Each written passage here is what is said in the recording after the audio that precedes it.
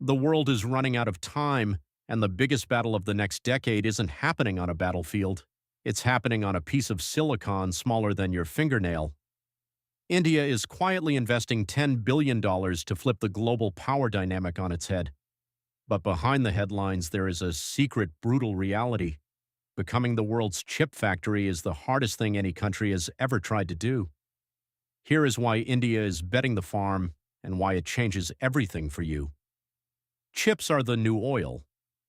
Right now, almost every chip that runs your phone, your car, and our military weapons comes from one place, Taiwan. If that supply chain breaks, the global economy hits a wall. Nations know this.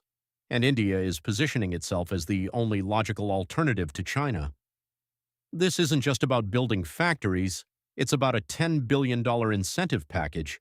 They aren't just attracting companies, they are trying to create an entire ecosystem, from raw materials to high-end design. It's the most aggressive industrial move in Indian history. Visual, darker pacing, stock footage of massive construction and complex machinery. Here's the part the news doesn't tell you. Semiconductor manufacturing is the most complex process humans have ever engineered. You need hyper-pure water, a massive consistent power grid, and an army of PhD engineers. Does India have it? Not yet. And that is where the secret struggle begins. Whether this succeeds or fails will define the next decade of geopolitics. What do you think? Is India's $10 billion bet too little, too late, or is it a masterstroke?